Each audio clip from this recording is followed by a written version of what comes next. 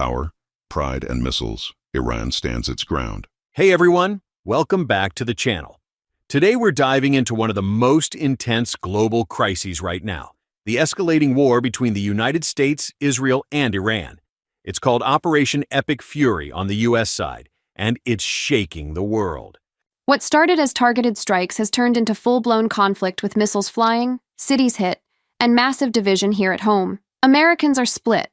Is this a necessary defense or an unconstitutional war? We'll break it down simply, fact by fact, in the next 10 minutes.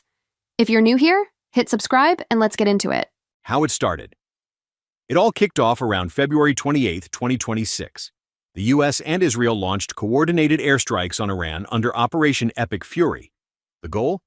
Destroy Iran's missile sites, drone factories, air defenses, navy, and anything tied to its nuclear program or threats to the region. U.S. officials, including President Trump and Defense Secretary, say this was to stop an imminent threat: Iran's missiles, proxies attacking allies, and nuclear risks. They claim it's not full regime change, but the strikes have hit hard, including leadership targets.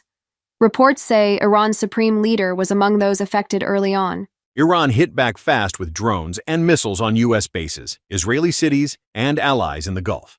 Air raid sirens blared in Tel Aviv, Jerusalem, and more. The human cost. This isn't just about military targets. Strikes have hit Iranian cities like Tehran, Isfahan, and others. Civilian areas got damaged, and the worst tragedy so far: a strike in Minab, southern Iran, hit an elementary girls' school. Iranian reports say 165 to 175 people died there, mostly young girls aged 7 to 12. Satellite images show the school was near a military base, and the strike might have been aimed at that. But it went tragically wrong. The UN and human rights groups call it shocking and possibly a violation of international law. Overall civilian deaths in Iran are reported between 1,000 and over 1,200, including many kids. Hospitals are overwhelmed, rubble everywhere, families searching for loved ones. Iran shows these images on state TV to rally national pride and unity. We stand our ground. Both sides say they avoid civilians on purpose, but in modern war with missiles and drones in crowded areas, mistakes happen, and the cost is heartbreaking. Iran's response in tech war. Iran didn't back down. They've launched waves of drones and ballistic missiles at military targets across the region.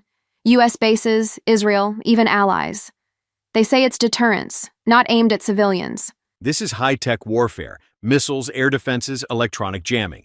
US B-2 bombers dropped massive bombs on hidden launchers. Also, in an unprovoked and unfortunate strike, a US submarine even sank an Iranian warship in the international waters around the Indian Ocean near Sri Lanka, where Iran and India have just finished military exercises, expanding the fight far from the Middle East. Iranian foreign minister called it an atrocity at sea perpetrated 2,000 miles from Iran's shores, and warned that the US would bitterly regret the precedent. The incident has caused strategic embarrassment in New Delhi, with critics questioning India's role as a net security provider, since a guest of its navy was sunk in its backyard. In response to the strikes, Iran launched a wave of drone and missile attacks. These attacks reportedly targeted U.S. military bases, Israeli territory, and facilities connected to Western allies across the region. Air raid sirens and explosions have been reported in several countries. Iran says its retaliation is meant as a message of deterrence rather than an attempt to target civilians. America divided. While the conflict is happening overseas, a major political battle is unfolding inside the United States. Many Democratic lawmakers say the war is unconstitutional. Their argument is simple: under the U.S. Constitution, only Congress has the power to officially declare war. They say the president should have asked Congress for approval before launching military strikes. Republican leaders disagree. Republicans argue that the president has the authority to act quickly when the country faces an imminent threat. Supporters of the strikes say waiting for Congress could delay critical military decisions and weaken national security. This debate recently reached the U.S. Senate. On March 4th, senators voted on a resolution that would have required the president to obtain congressional approval before continuing military operations against Iran. The result? The resolution failed. The vote was 53 to 47.